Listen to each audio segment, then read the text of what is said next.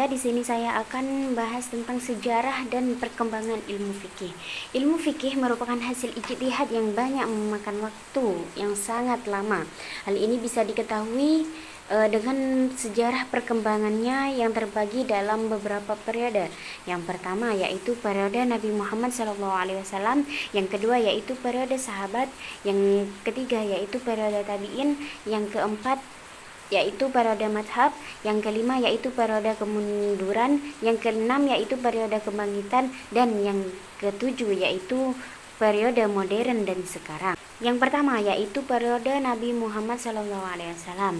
Nabi Muhammad SAW berada di Mekah selama 13 tahun dan akhirnya beliau hijrah ke Madinah bersama dengan umatnya sampai kurang lebih 10 tahun beliau tinggal di Madinah. Pada periode ini atau pada zaman Rasulullah SAW, sumber hukum yang paling utama yaitu Al-Quran dan hadis. Nabi Muhammad SAW menyelesaikan persoalan hukum yang terjadi pada saat itu berdasarkan wahyu yang diturunkan oleh Allah Subhanahu wa taala. Akan tetapi ada kalanya persoalan hukum Islam di masyarakat itu menyelesaikannya tidak terdapat di dalam Al-Quran. Maka dari itu Nabi Muhammad SAW menyelesaikan persoalan ini dengan menggunakan ijtihad atau pendapat yang dihasilkan oleh pemikiran mendalamnya. Akan tetapi apabila ijtihad Nabi itu benar, maka tidak mendapatkan tantangan lagi dengan turunnya wahyu untuk memperbaikinya. Namun jika ijtihad Nabi Muhammad SAW itu tidak benar, maka akan ada ayat yang turun untuk membenarkannya. Dan terdapat dua perbedaan pendapat antara ulama terhadap ijtihad pada masa Nabi Muhammad SAW. Sebagian ulama mengatakan tidak ada. Hal ini didasarkan pada Quran surat An-Najm ayat 3-4. Dan sementara yang menyanggahnya mengatakan ada, yaitu mengenai hal berikut contohnya masalah mencium istri, khususnya masalah dunia. Jadi pada masa Rasulullah SAW, fikih itu berkembang sangat baik. Dengan cara ijtihad di dalamnya terdapat kebaikan dan kebijaksanaan karena jelas pada masa Nabi Muhammad SAW, beliaulah sosok yang sangat arif dalam bagaimana cara memberikan pengetahuan hukum pada manusia yang berdasarkan keadaan sosial masyarakat, teknik saat berada di Mekah dan memiliki teknik yang berbeda saat di Madinah. Yang kedua yaitu periode sahabat pada tahun 11 Hijriah sampai 101 Hijriah. Setelah Nabi Muhammad SAW wafat, kepemimpinan umat Islam dipimpin secara bergiliran. Yang pertama yaitu oleh Abu Bakar As-Siddiq pada tahun 11 sampai 13 Hijriah. Pada zamannya beliau, banyak masalah yang muncul seperti memerangi orang murtad, orang yang tidak mau bayar zakat dan lain sebagainya.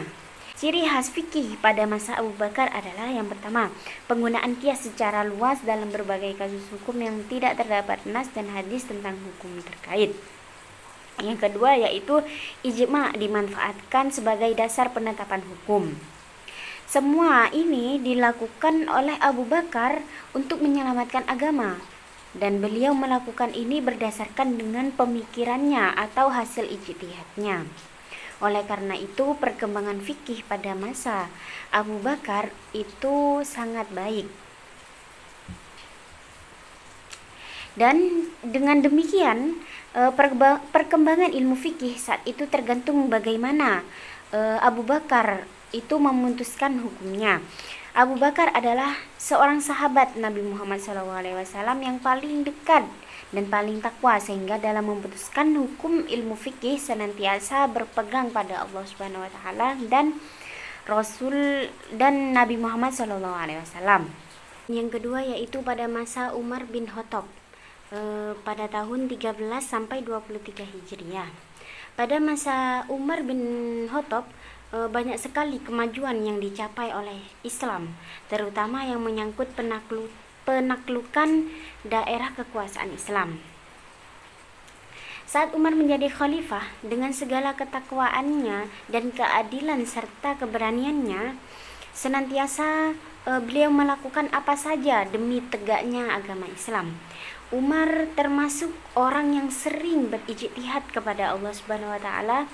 Pada masa Umar bin Khattab, banyak sekali kemajuan yang dicapai oleh agama Islam, terutama yang menyangkut penaklukan daerah kekuasaan Islam. Yang kedua yaitu Khalifah Utsman bin Affan pada tahun 23 sampai 25 Hijriah. Pada masa Utsman bin Affan, dalam penetapan hukum Islam, Utsman lebih cenderung melihat Nabi Muhammad SAW dalam menghadapi suatu masalah di mana ada pilihan. Kemudian Nabi memilih yang mudah. Pada masa Utsman bin Affan juga terjadi ijtihad dalam bidang fikih, bahkan cenderung pada pendapat khalifah pendahulunya. Fikih pada masa ini tidak begitu berkembang karena Utsman bin Affan lebih memfokuskan pada perluasan daerah. Yang keempat yaitu Khalifah Ali bin Abi Thalib pada tahun 35 sampai 40 Hijriah. Pada masa Khalifah Ali bin Abi Thalib juga terjadi banyak ijtihad. Hal ini dilakukan karena kebutuhan masyarakat. Nah, di samping itu Khalifah Ali bin Abi Thalib sering juga menggunakan qiyas. Para sahabat semua menggunakan metode ijtihad dalam setiap pengambilan hukum, dan itu pun setelah dipertimbangkan secara matang-matang. Setelah mengenal ilmu fikih, sahabat dan bagaimana mereka melahirkan hukum terhadap permasalahan yang timbul, dapat disimpulkan bahwa karakteristik ilmu fikih mereka sebagai berikut. Yang pertama yaitu mereka berpegang pada Al-Quran dan hadis Nabi Muhammad SAW. Yang kedua yaitu jika tidak ditemukan jawaban dalam Al-Quran, maka mereka berijtihad dengan ilmu mereka. Muhammad Hussein Haikal, Utsman bin Affan, antaranya yaitu kekhalifaan dan kerajaan. Yang ketiga yaitu mereka menyelesaikan masalah dengan melihat per kasus, sehingga sepintas lalu terkesan tidak sama dengan Nabi Muhammad SAW. Yang keempat yaitu mereka senantiasa mendengarkan pendapat orang lain. Yang ketiga yaitu periode tabi'in. Di awal pemerintahan Bani Umayyah terjadi perpindahan ibu kota negara dari Madinah menuju ke Damaskus, kemudian melakukan ekspansi ke barat. Pada saat itu fuqaha terbagi menjadi dua, yaitu mazhab yang berkembang di Madinah dan aliran Ra'yu yang berkembang di Kufah. Langkah-langkah penetapan hukum yang dilakukan oleh tabi'in itu tidak berbeda jauh dengan yang dilakukan oleh sahabat. Di antaranya yaitu pencarian dalil dari Al-Quran dan hadis. Dan apabila pendapat sahabat tidak diperoleh, maka tabi'in itu berijtihad.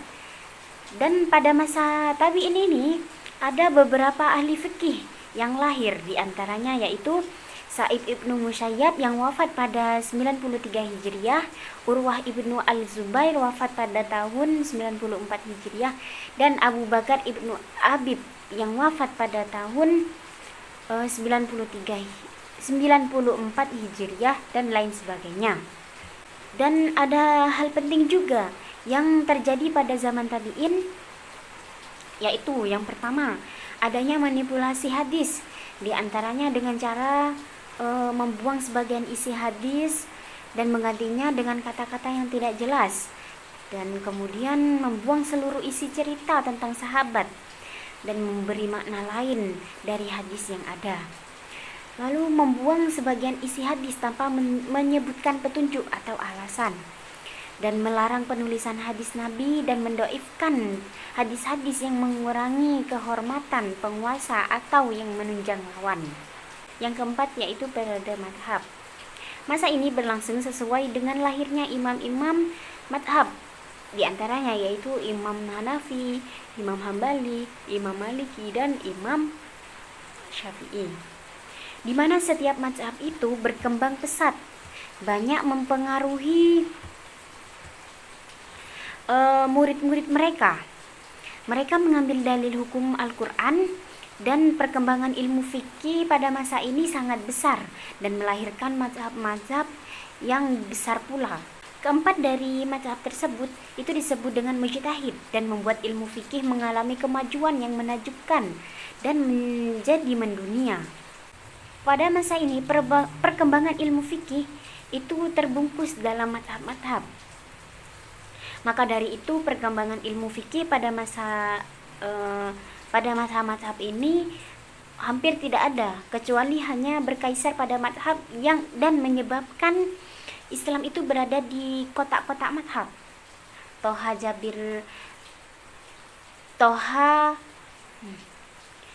Jabir Fayyad Al-Ulwani menjelaskan bahwa mazhab fikih yang muncul setelah sahabat dan kibar at-tabi'in berjumlah 13 aliran, namun tidak seluruh aliran dapat diketahui dan metode istinbat hukumnya.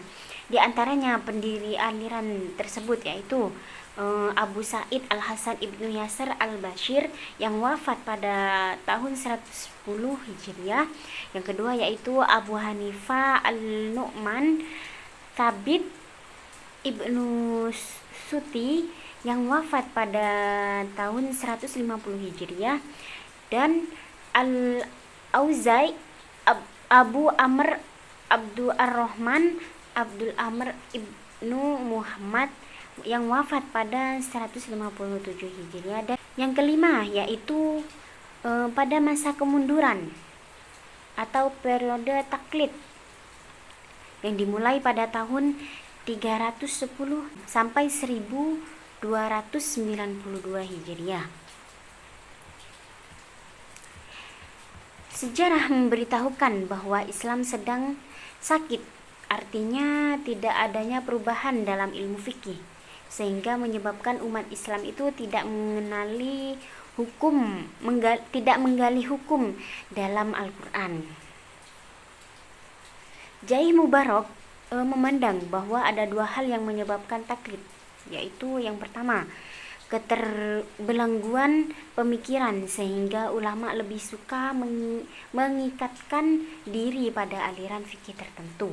Yang kedua yaitu ulama telah kehilangan kepercayaan diri untuk berijtihad secara mandiri dengan anggapan bahwa ulama pendiri mazhab itu lebih cerdas dan pintar daripada dirinya.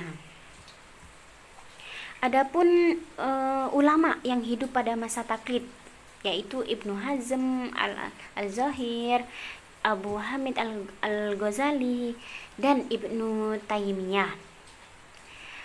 Pada masa kemunduran atau pada masa periode taklid ini terjadi diskusi mazhab yang awalnya berjalan dengan baik, namun seringkali mereka membela mazhab masing-masing.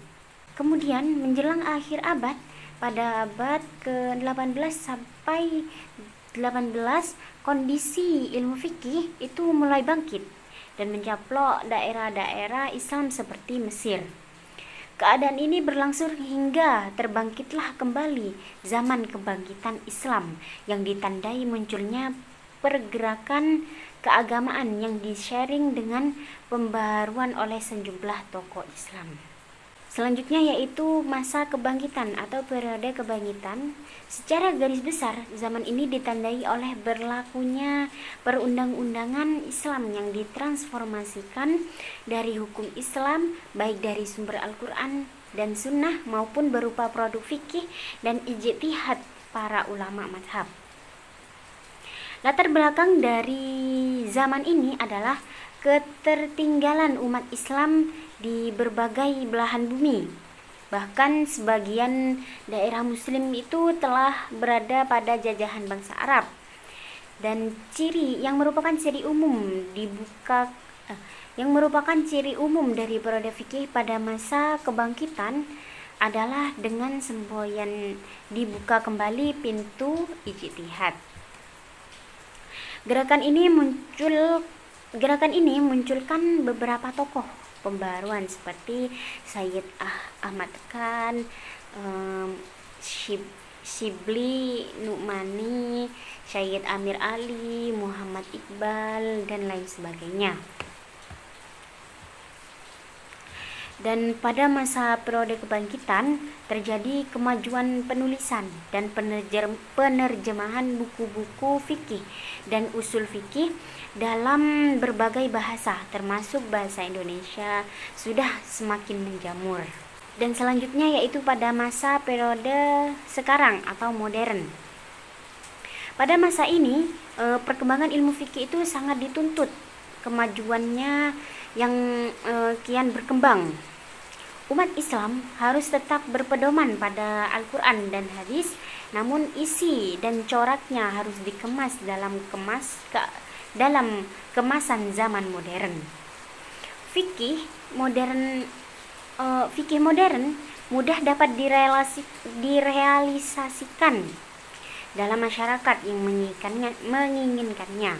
Ijtihad pada masa ini umat manusia yang terjadi pada abad ke-21 memang sangat cepat dan tidak bisa diperkirakan sebelumnya. Maka dari itu fikih harus dikembangkan dengan cepat, dan apabila tidak dikembangkan maka dapat dipastikan akan ditinggalkan oleh orang-orang atau manusia umat Islam.